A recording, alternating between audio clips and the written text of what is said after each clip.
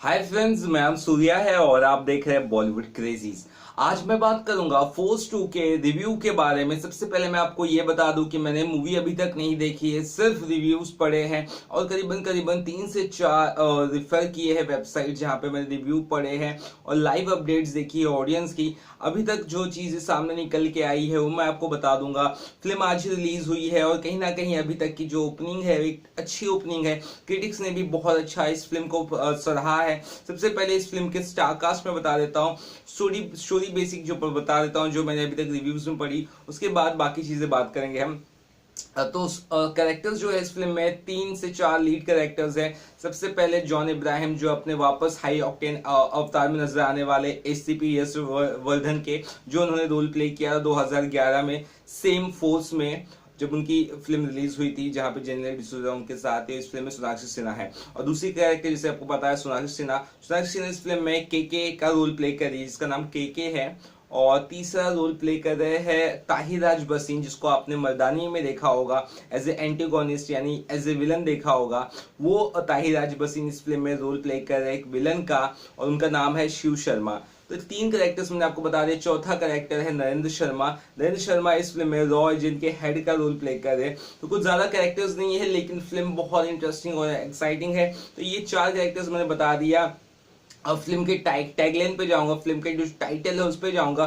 Force 2 का जब poster release हुआ था तब एक सवाल पूछा था मेकर्स ने कि जो रॉ एजेंट मारे जाते हैं विदेशी धरती पर, तो उसका ना तो नाम लिया जाता है इंडिया पे, ना तो उसकी खबर दिखाई जाती, ना तो कुछ बताया जाता है। इंडिया वाले अपना हाथ खड़ा कर लेते, बोलते नहीं हमारा एजेंट नहीं था, ना तो कोई स्पाई था। मतलब एक जो उन्हें मार्टियर नहीं कहा जाता, यानी कि जो जवान हमारे जब शहीद होते हैं उन्हें हम कहते हैं हमारे मार्टियर्स कहा जाता है। देश के लिए शहीद हुए जवान, एक दर्जा दिया जाता है उन्हें, वो दर्जा नहीं मिलता है रॉ एजेंट्स को अगर वो बाहर किसी कंट्री से मारे जाते हैं। तो उस पर ये सवाल उठाती है फिल्म और कहीं ना कहीं फिल्म की स्टोरी कुछ इस तरह से स्टार्ट होती है कि चाइना में 3 रॉ एजेंट है, उनकी डेथ हो जाती। किसी को पता नहीं कौन इन्वॉल्व है, क्या इन्वॉल्व है इसमें, क्या रीजन, कौन पीछे है इसके। और उसके बाद कहीं ना कहीं जॉन इब्राहिम को एक बुक मतलब मिलती है। वो बुक खुद उन्हीं के दोस्त की रहती है जो one of the raw agent रहता है, जिनकी डेथ हो जाती है। तो बुक्स में काफी सारे सुराग रहते हैं, काफी सारी चीज रहती है। और आपको पता ही है as an ACP Rajvardhan already police में रहते हैं। तो ये पहुंच जाते हैं रॉ के ऑफिस, जहां पे रॉ अपने सर पकड़ के बैठे रहते हैं रॉ के एजेंट्स की, कौन इन्हें मार रहा है, क्या प्रॉब्लम है, कौन इसके पीछे है। वही कहीं ना कहीं न्यूली आई थिंक ज्वाइंट हुई रहती है सोनाक्षी सिन्हा, जो के का रोल प्ले कर रही है इस फिल्म में। तो रॉ एजेंट के पास जाते हैं कि यार मुझे बेसिक मुझे ऐसा समझ में आ रहा है कि ये इश्यूज हो सकते हैं, ये चीजें हो सकती हैं, तो आप हमें इस चीजों पे वर्कआउट करना पड़ेगा और मेरे दोस्त का भी मुझे बदला लेना है और कौन है इसके पीछे मैं उसे ढूंढ निकालूंगा। तो कहीं ना कहीं पहले तो रॉ के जो हेड होते हैं नरेंद्र झा वो मना करते हैं, बोले नहीं यार ठीक है हमारे पास ऑलरेडी एजेंट्स है, तुझे क्यों भेजे ऐसा वैसा। फिर बाद में बोलता है यार मेरे को पता है क्या सीन है, कैसे क्या खत्म करना, जो भी है आपको पता है हीरो तो वही है, तो ऑफकोर्स वही जाएगा। तो हाँ बिल्कुल। तो बाद में एग्री हो जाते हैं नरेंद्र झा। उसके बाद सोनाक्षी सिन्हा उनके साथ जाती है बुडापेस्ट। जी हाँ, बुडापेस्ट में काफी ज्यादा एक्शन दिखाया गया है और वहां पे ही पूरी फिल्म शूट की गई है। और उसके बाद वहां पे ताहिराज बसीन मिलते हैं, मुलाकात होती है। उसके बाद जो चूहा बिल्ली का जो खेल चालू होता है, कैट एंड माइस गेम, वो एक चालू हो जाता है फिल्म में और वही पूरी फिल्म को एंड तक लेके जाता है। पूरी स्टोरी बताऊंगा तो आप बहुत बुरी तरह मेरे को सुनाओगे, चिल्लाओगे, कमेंट करोगे। इससे बेहतर है कि मैं पूरी स्टोरी नहीं बता दूं, क्योंकि मैंने फिल्म देखी तो मैं कैसे स्टोरी बताऊं, और जिसने भी रिव्यू देखे उसी हिसाब से मैं बता रहा हूं। तो आई होप आप समझ गए होंगे फिल्म का जो पेस है वो किस तरह है। अभी तक जो स्टोरी मतलब जो रिव्यू पढ़े उसमें जो फर्स्ट हाफ है उसकी बहुत ज्यादा तारीफ की है सभी ने, और सेकेंड हाफ थोड़ा सा लचीला बोल सकते हैं, थोड़ा सा लूज है ऐसा बोल सकते हैं। और कहीं ना कहीं एंड जो हुआ है उससे भी थोड़ा सा डिसअपॉइंटेड है रिव्यूअर्स। जी हाँ, जो जिन्होंने फिल्म अभी तक रिव्यू करी है। बट ओवरऑल फिल्म अच्छी है। फिल्म में बहुत ज्यादा एक्शन है और एक अलग तरह का एक्शन है जो आपने अभी तक फिल्मों में कम देखा होगा। जैसे शिवाय जैसा एक्शन है, आई थिंक मैं ऐसा बोल सकता हूँ, जहाँ तक रिव्यूअर्स की मैंने जिस तरह से उसने तारीफ की है उस हिसाब से मुझे ऐसा लग रहा है। और एक अच्छी बात इस फिल्म के साथ ये है कि इसका म्यूजिक है इस फिल्म में, लेकिन ज्यादा गाने नहीं, सिर्फ एक ही गाने हैं, वो भी रिमिक्स वर्जन है। वो भी मिस्टर इंडिया फिल्म का बहुत फेमस गाना था, रोमांटिक सॉन्ग, काटे नहीं कटते ये दिन ये रात। अब ज्यादा इमोशनल मत हो, ये मेरी आवाज ही ऐसी है।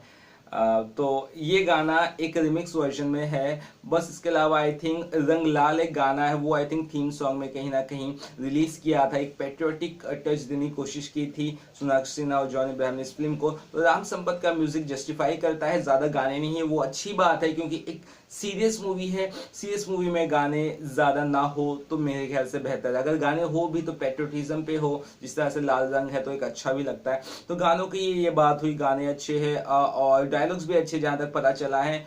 और इस फिल्म में एक ट्रेलर में आपने डायलॉग देखा होगा, 5 साल पहले मेरी बीवी मर गई थी और तब से मेरी सटक गई है।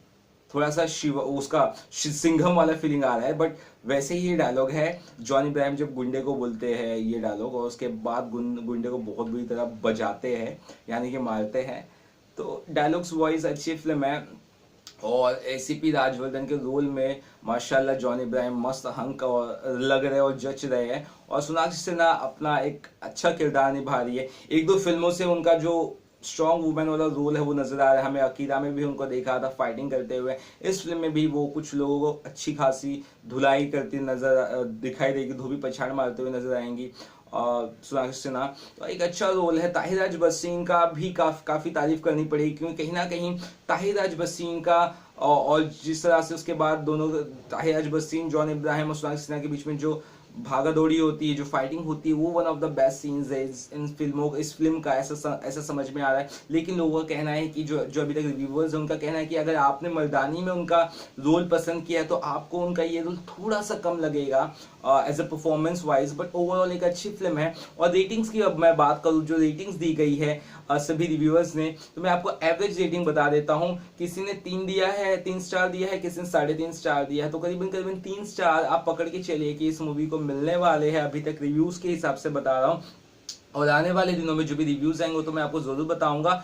मैं खुद का डिटेल्ड रिव्यू भी दूंगा संडे तक। लेकिन फिलहाल के रिव्यू के हिसाब से एक अच्छी पॉजिटिव चीजें निकल के सामने आए। चलिए अभी और कुछ इंपॉर्टेंट बातें बता देता। आप सोचोगे यार अब क्या बचा है, अबे भाई बचा है यार, रिव्यू ऐसे थोड़ी खत्म कर दूंगा, बाद में बोलेंगे यार बताता नहीं बंदा। अब इसका बजट के बारे में बताता हूँ। इस फिल्म का जो बजट है वो 45 करोड़ है और कहीं ना कहीं मैंने पढ़ा कि 50 करोड़ तक भी गया है। तो इस फिल्म को अगर हिट होना है तो इस फिल्म को करीबन 60 करोड़ कमाने होंगे। ये भी मैंने पढ़ा है, खुद का लॉजिक नहीं लगा रहा हूँ ज़्यादा।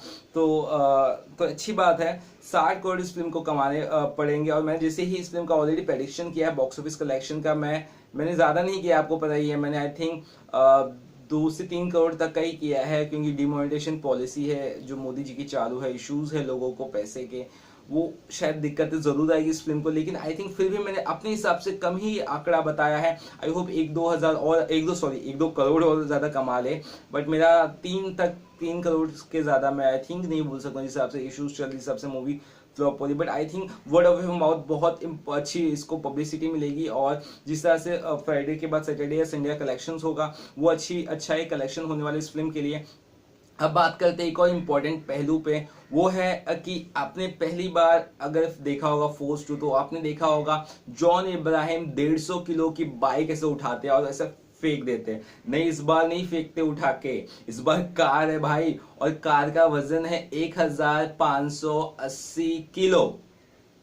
जी हाँ, सही सुना, 1580 किलो, 1580 केजीज की वजन कार है, वो भी मर्सिडीज बेंज है, उसको ऐसे अपने हाथों से उठाते हैं। ओ माय गॉड, मतलब वो वन ऑफ द बोलते ना एकदम लगता है फोर्स 2। तो बहुत अच्छी फिल्म है। जिस तरह से इसके रिव्यूज और रिस्पॉन्स और बाकी आएंगे तो मैं आपको जरूर बताऊंगा। चलिए तब तक के लिए बाय।